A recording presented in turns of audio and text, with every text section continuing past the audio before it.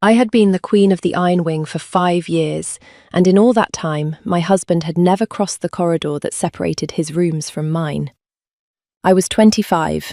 I had married him at 20, in a hall full of strangers, with a crown of iron leaves heavy enough to bow my neck, and a man at my side whose voice I had heard exactly twice before the vows.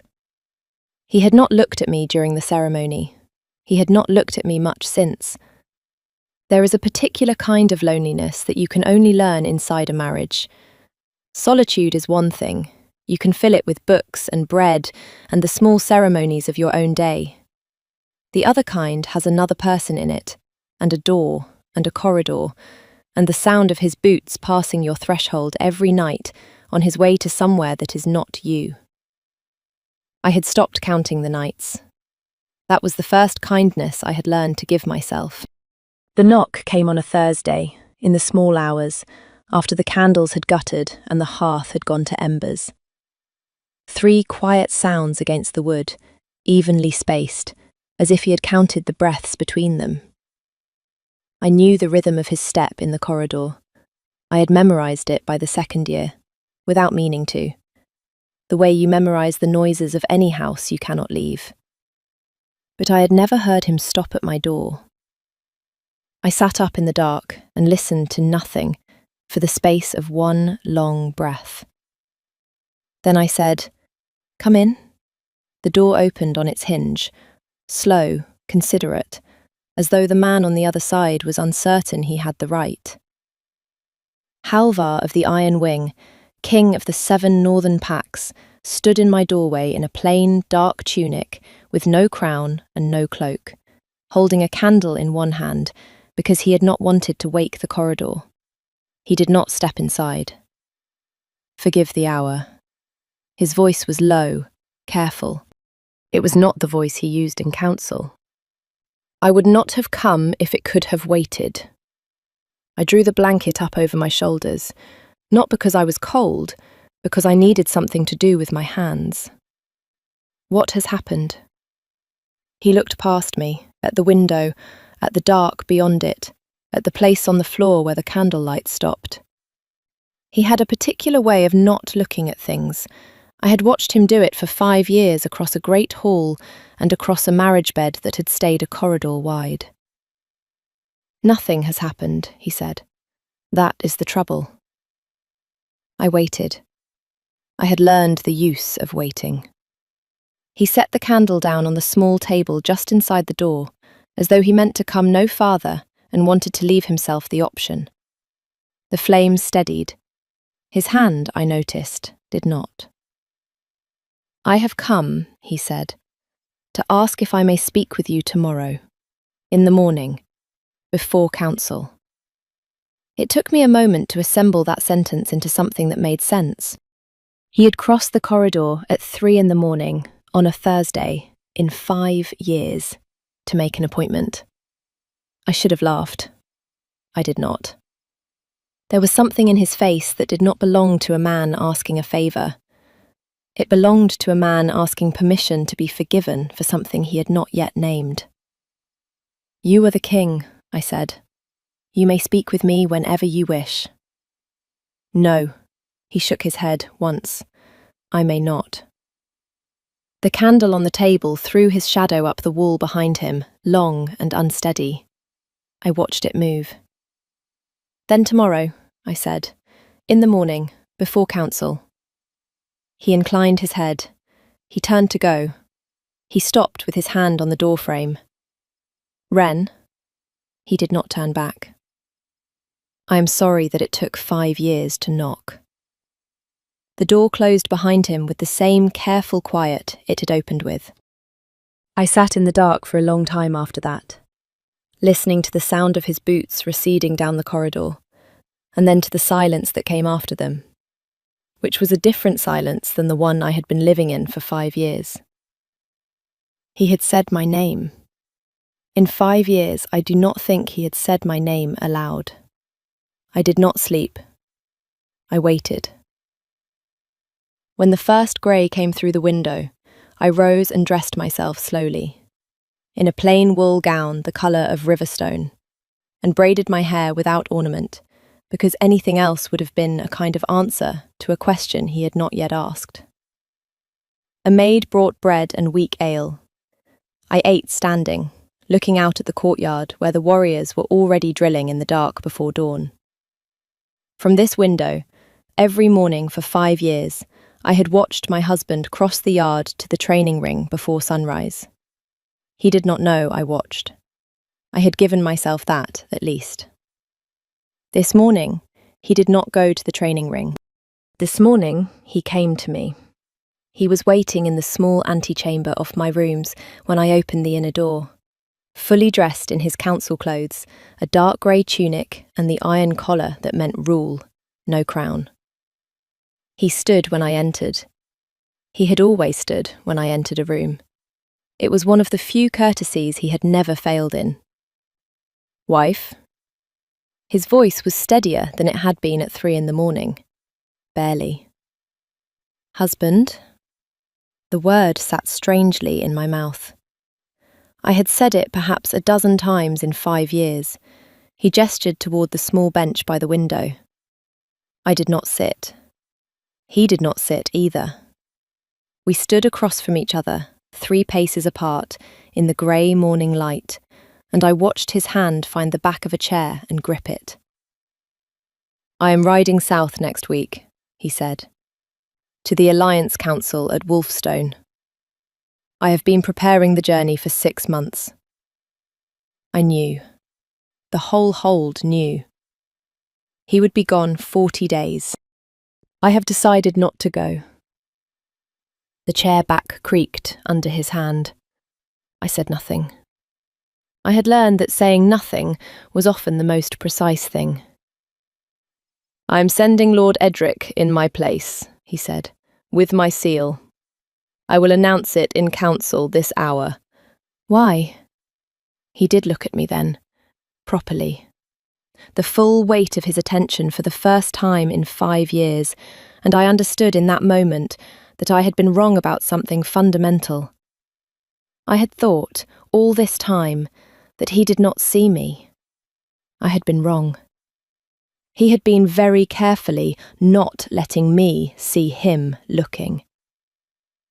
"Because," he said, "I do not want to be 40 days away from this house."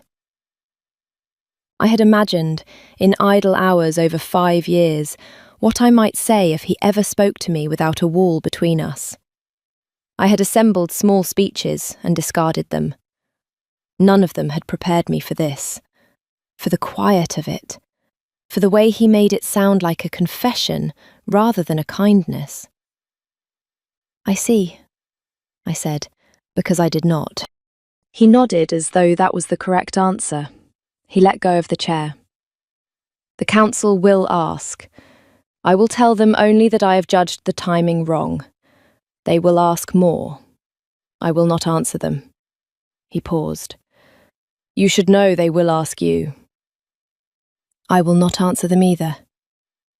The corner of his mouth moved, the smallest possible thing, almost not a smile, gone before I was sure I had seen it. "Wife," he said. He inclined his head. He left. I sat on the bench by the window after the door closed and watched the courtyard fill with the slow morning, and I thought, something is happening, and I do not yet know what it is, and the man who has been a corridor away from me for 5 years has just rearranged his calendar around the breakfast we did not eat. I would learn what it was. I had spent 5 years waiting. I had become very good at it. I had not, until that morning, known that I was waiting for him. The council that morning was the longest hour of my marriage. Halvar made the announcement without preamble. Lord Edric, silver-bearded, lean as a knife, the man who had drafted my marriage contract before he had ever met my face, went very still in his seat. He recovered quickly, he always did. He inclined his head, accepted the seal, and made a small remark about the wisdom of flexible leadership that did not quite land as flattery. I watched Edric's eyes. I had been watching them across this council table for 5 years, learning their tells. They went to me, and away, and to Halvar, and away. They calculated. They did not like what they calculated. After the council adjourned, Halvar walked to my chair before he walked to his own.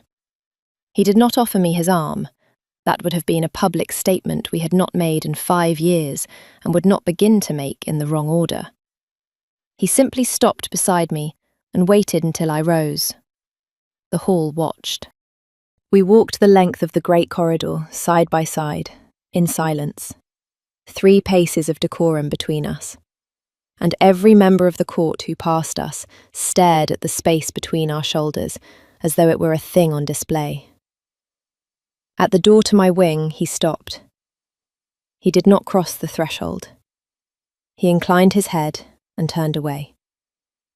But he had walked me there, in front of the court, in daylight.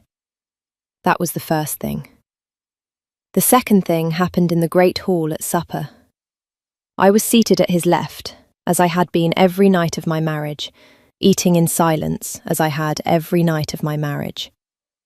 The hall was full. Warriors, the high table, the visiting envoy from the river clans, a knot of the king's advisers clustered near Edric's end of the table. Servants moved with cups and pitchers. A young server, new to the hall, brought a small silver cup to my place. He set it down with a tremor in his hand, I noticed, and did not interpret. Halvar interpreted it. His hand closed around my wrist before I had touched the cup. Not hard, not a grip, a stopping. His fingers on my pulse, his attention not on me but on the cup. His whole body gone still, in a way that made the air around him go still with him. The hall noticed in stages, the way a crowd notices a wolf has entered a room. "Do not drink," he said, very quietly, only to me. Then to the hall, in a voice that carried, "Have this cup brought to Master Aldrich in the kitchens. Have him test it. Hold the boy who carried it." The young server made a sound like a wounded bird. 2 warriors had him by the elbows before he had finished making it. Halvar's hand was still on my wrist. He had not moved it. I did not move it either. We sat that way for the space of 3 breaths, while the hall held its collective breath around us. Then he let go. He let go very slowly, as if releasing me by degrees, as if he had not entirely decided to. The cup was carried away. The boy was taken. Lord Edric, at the far end of the table, made the appropriate noises of horror and outrage, and his eyes did not for one moment in the whole scene find Halvar's. I watched that. I filed it. That night I sat in my rooms with my hands wrapped around a cup of plain water and thought about a man who had not looked at me in 5 years and had known, before I did, that the cup at my place was wrong. He had been watching. He had been watching the whole time. I did not yet know what to do with that. If you have come this far with me, stay. What I am about to tell you next is the part I still do not entirely understand, and I would rather not work through it alone. There is a small thing you could do for me while you listen. If her voice has earned a place in your evenings, a quiet subscribe would mean it stays here. Now, back to the Iron Wing, and the night I went looking for a door. He came to my rooms again the next night. Not to my door this time. He met me in the library, in the deepest hour, because I had asked him to. I had sent a folded note in the late afternoon, through my maid. The library. After the hall sleeps. I have a question. He had sent no reply, but at the appointed hour, when I came down the stone steps with my candle, he was already there, standing at the long table with his back to the door. The library of the Iron Wing was my favourite room in the world. He had not known that. Or perhaps he had. I was no longer sure what he did and did not know about me. "Husband," I said, because the corridor was somewhere else now. He turned. The candlelight caught on the iron at his throat. "Wife?" I set my candle down on the table between us. I did not sit. He did not sit. I had a feeling we were going to have a great many conversations standing up. "I have a question," I said, "and I would like the truth." "Ask." I had rehearsed this. I had stood in front of my window for an hour rehearsing it. None of it came out the way I had rehearsed. "Why," I said, "did you marry me if you did not intend to know me?" He did not flinch. He had the stillness of a man who had been waiting 5 years for the question. "That is 2 questions," he said. "Then answer both." He set his hand on the edge of the table. The light caught on a ring I had never been close enough to notice, a thin band of dark metal, old, worn smooth. "I married you," he said, "because the council and your father's allies required a marriage to hold the northern border. I would have refused if it had been any other woman. I did not refuse when it was you." I waited. "The second answer," he said, "is more difficult." "I have time." He almost smiled. Almost. "Before our wedding," he said, "the old seer of my mother's tower, she had been mine since I was a boy, read me a thing I have never told another living soul. She read me my mate. She told me that the woman fated to me would not survive the bond if I claimed her young, that my wolf was too strong, that the binding would be violent, and that she, whoever she was, would die of it before her 30th year. The library went very quiet around us. "The seer is rarely wrong," he said. "She has never been wrong with me." I held very still. I had stopped breathing some time before, and I did not entirely know how to begin again. "When I saw you in the great hall on the day of our wedding," he said, "my wolf knew. Before I crossed the floor toward you, my wolf knew. And I understood, standing in front of 200 people with the iron crown in my hands, that the woman the seer had warned me of had just walked into my house under a contract I had signed without reading." He looked at me. He did not look away. So I made a choice. I would honour the marriage. I would hold the border. I would not claim you. I would not touch you, would not let the bond settle, would not let my wolf reach toward yours. I would let you live. "For how long?" I said. My voice did not sound like mine. "Until you were old enough that the seer's warning no longer held." She had said, "young." She had been specific. She had said before the 30th year. His hand on the table tightened. 5 years. I had 5 years to keep my distance. "And then?" "And then," he said, "I had planned to tell you, and to ask you whether you wished to remain married to a man who had not spoken to you in half a decade, or whether you wished to be released. I owed you that choice. I had taken every other one." I closed my eyes. There are particular kinds of grief you only learn standing in a library in the small hours, across a table from a man who has been protecting you with such ferocity and such silence that you have spent 5 years believing he did not want you. "And the cup," I said when I could.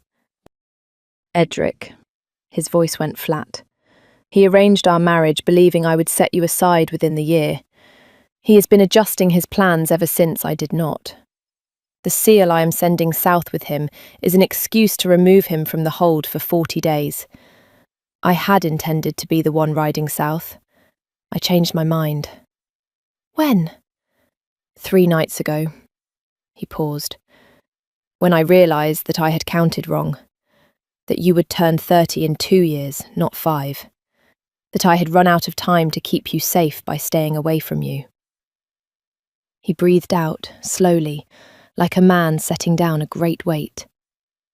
And then, he said, I realised I did not know if you would have me, after 5 years of a corridor, and that I had not asked, and that I did not deserve to ask, but that I was going to ask anyway, because I am not a man who can keep counting nights when there is a knock I have not made. I picked up my candle. My hand was steady. I did not know how. Halvar? His head came up at his own name. It occurred to me that perhaps I had not said it aloud in 5 years either. Walk me back to my wing, I said. We will talk about the rest of it tomorrow. He walked me back. At my door, he stopped. He looked at the wood of it as though he had memorised every grain. He probably had. Ren. He did not lift his eyes to mine. Thank you for not asking me to leave. He went. I stood with my candle in the corridor of the iron wing for a long time, and I thought, he has been at this door before. He has stood here in the dark, and he has not knocked, and he has gone away. He has done that on more nights than I will ever know. I did not, that night, know what I would do with all of it. I knew only that I would not be sleeping behind a corridor much longer. In the morning, I went to find the wing he had closed. The iron wing had 2 halves, the side I lived in and the side he did. Between them was a corridor, and at the end of his side was a door I had never opened. It was the door to his mother's tower, which had been closed since the day she died, 2 years before our wedding. The household understood that no one entered. I had understood it too, for 5 years. I understood differently now. The door was not locked. It had never needed to be. The household had simply, collectively, not gone through it. The tower stairs were stone and steep. The air grew colder as I climbed. By the time I reached the upper chamber, my breath was misting in front of me, and the cold had begun to drive into my bones in a way that was not the cold of an unheated tower. It was the cold of something old that did not want to be disturbed. I disturbed it anyway. The chamber at the top was small and round and full of light.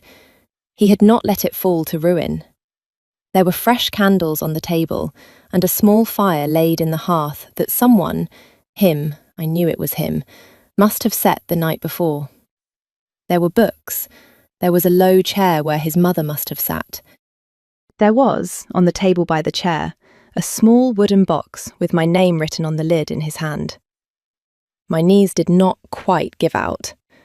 I sat down in his mother's chair because the alternative was the stone floor. I opened the box.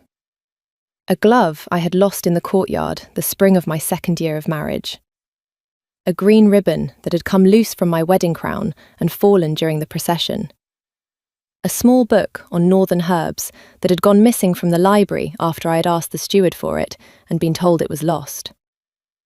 A folded square of pale linen, the corner of a handkerchief I had dropped on the cliff walk during a summer rain. A list in his hand. The list was 3 years old. It said, in his careful script, "Things she has touched. Return to her if I ever find a way to give them back, without admitting I gathered them." The cold of the tower drove harder against me. I felt it in my hands and in my throat and behind my eyes, where it became something else. I sat in his mother's chair, in his mother's tower, in the cold of a closed wing, and I let myself feel, fully and at once, what it meant that a man who had decided he could not have me had spent 5 years finding the things I lost and keeping them in a box he had never intended me to see. I did not weep. I have never been a weeper. But I sat with that box on my knees for a long time, and I let the cold in, and I let it cost me what it was going to cost me. And when I rose, I left the box where I had found it, and I went back down the stairs, and I did not close the door behind me. He found me in the corridor outside my rooms an hour later. I do not know who told him. The household has its ways. He stopped 3 paces from me. He saw my face. He understood. "Wren, do not," I said. "Do not apologize."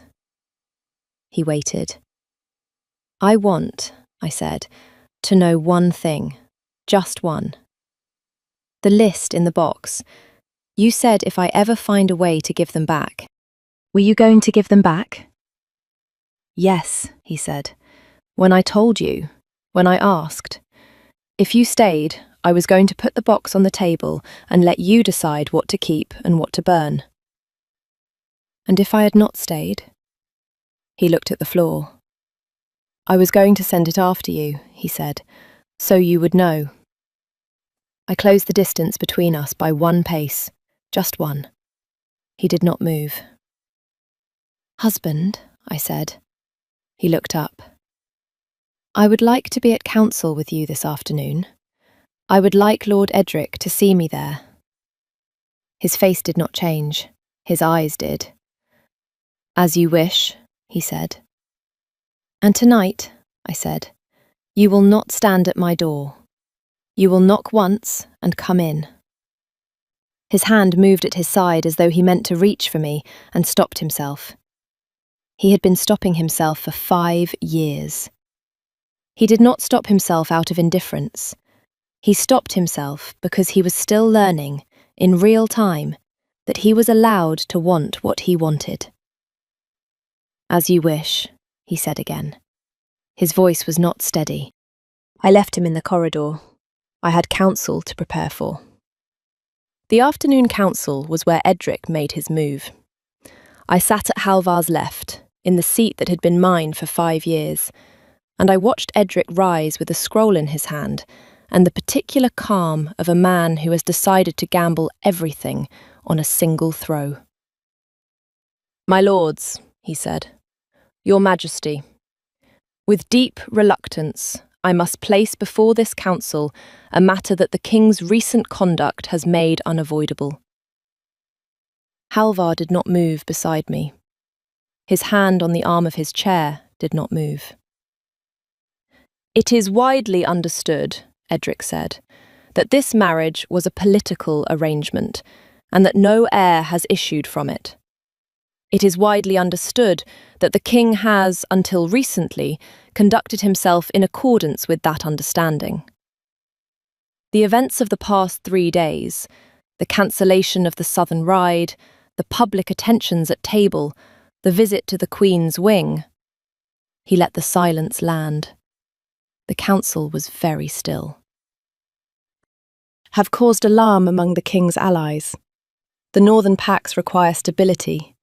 The river clans have expressed concern. I have therefore prepared, for the king's consideration, a writ of annulment sealed with His Majesty's authority," he lifted the scroll, "to be ratified by this council in open session." The room exhaled. Halvar said nothing. He was watching Edric. He had the stillness he had when he had seen the cup. I felt his hand on the arm of his chair tighten once, and then relax. "May I see the writ?" Halvar said. "My lord Edric." Edric brought it to him. Halvar broke the seal, his own seal, and read the document. His face did not change. He set it down on the council table. "This bears my seal," he said. "I did not affix it." The council went very still. "The seal was in your possession from the moment you accepted the southern ride, Your Majesty." Edric's voice was steady. "Perhaps the matter was delegated." "Perhaps," Halvar said. He looked at me. I rose. I had not asked permission. I had not said I would speak. I rose, and the council rose with me. They had to, by custom, when the Queen stood. And Lord Edric's mouth moved once and did not produce a sound. "My Lord Edric," I said. I let the silence sit.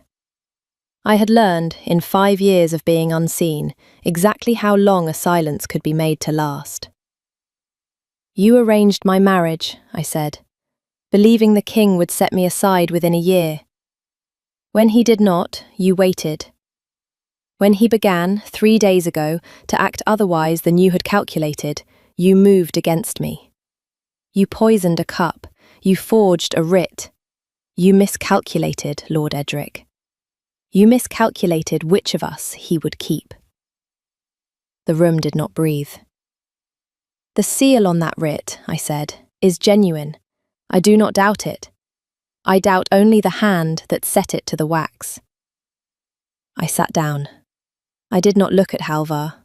I did not need to. I felt the heat of his attention on the side of my face the way you feel a hearth at your back in a cold room. Halvar rose. He walked, slowly, to the front of the council table. He went down on one knee in front of his own chair, in front of his own council, and tore the writ in half. My wife, he said, is not annulled. My wife is my wife. He looked up at Edric, and his voice did not need to rise. Lord Edric, you are confined to your quarters pending the seer's testimony and the kitchen boys. You will not leave this hold. You will not, in your remaining hours under this roof, speak to my wife. The warriors moved. Edric was taken from the room without ceremony, because the king's word in his own council is law, and the council understood with absolute clarity that the king had just stopped pretending he did not love her. Halvar rose from his knee. He returned to his seat. He did not, for the rest of the council, take his eyes from me. He came to my door that night. He knocked, once. He came in. He did not sit on the bench by the window where the morning light had found us the day before. He stood 3 paces from me, as he always did, as he had for 5 years. And then, deliberately, he closed the distance to 1. He took my hand. He did not raise it, he simply held it, palm to palm, the way you hold something you have been carrying in your mind for a long time and have at last been permitted to set down. Ren. I waited. I had learned, finally, the right use of waiting. The seer told me, he said, that the woman fated to me would not survive me young. She did not say she would not survive me at all. I have spent 5 years acting as though she had. I have spent 5 years choosing for you. I do not intend to do that any longer. Good, I said. He almost smiled. I would like, he said, to ask you something I should have asked at the altar. Ask. Stay with me. The room was very quiet. The candle on the table burned steadily. The corridor beyond my door was silent in a way it had not been silent in 5 years, because the man who used to walk past it without stopping was inside it now. Yes, I said. He bowed his head. He brought my hand to his forehead, and he held it there, not to his mouth, not to his cheek, only to the place where his thoughts lived, for a long moment. Then he straightened. He kissed me once. I will not describe it. I do not think I could. What I will tell you is what it felt like, which was the sound of a door I had heard closing every night for 5 years, finally opening from the inside. What I will tell you is what I understood in the space of it, which was that he had been on the other side of that door the whole time, listening for the sound of my breathing, learning to live with the corridor because he had believed it was the only way I would be alive to walk it. When he stepped back, he kept my hand. Tomorrow, he said, the court will see us. The court has been seeing us, I said, since you walked me to my wing. He did smile then, a real one. It was a small, slow, astonished thing, and I understood, watching it, that I was the only person alive who had ever seen it. That too was a thing I had not known I was waiting for. 6 months later, the door at the end of the corridor, the one that had separated his wing from mine for 5 years, was propped open with a flat grey stone he had carried up from the river himself. He had not made a ceremony of it. He had simply walked down one morning with the stone in his hand and set it in the doorway. And the household had absorbed the change the way the household absorbs everything, which is to say, completely, and without comment, and with a great deal of quiet smiling in corridors when they thought we could not see. Lord Edric was tried by the council, stripped of title and lands, and exiled to a holdfast on the western coast, where the wind comes off the sea so hard that the goats have learned to brace against it. He writes letters, occasionally, which I do not answer. The young server boy was pardoned. He had been Edric's nephew, and frightened, and 12. He is a stable hand now in the lower yards and waves at me when I pass. I wave back. The seer of the old tower came down from her chamber the spring after the council, walked across the hold to find me in the library, and held my face in her hands for a long moment without speaking. She is a woman who does not waste words. "He counted the wrong years," she said at last. "I know," I said. "I told him before the 30th. I did not tell him not at all. He heard what he was afraid of." "He often does," I said. She let me go and went back up her tower. I have not seen her since. I think that was the closest she comes to an apology, and I think it was enough. In the evenings now, my husband knocks once on the inner door of our rooms. There is no longer a corridor, only a door, and that is mostly habit by this point, and comes in. He sits on the bench by the window with a cup of something warm in his hands, and he tells me what was said in council, and I tell him what was said in the kitchens, and the candle burns down between us in a way that does not feel like an ending. I had been the queen of the Iron Wing for 5 years before I met my husband. I am now his wife. I had thought for a long time that those were the same thing. I had been wrong, in the most fortunate way I have ever been wrong about anything. Tell me, did you see it coming? The knock at the door, the box in the tower, the man who had been at my threshold all along. Stay with me, if her voice has earned its place in your evenings. There is more of her side to come, and to subscribe means she will be here when you return. I will be in the library, where the door is open. He will know where to find me.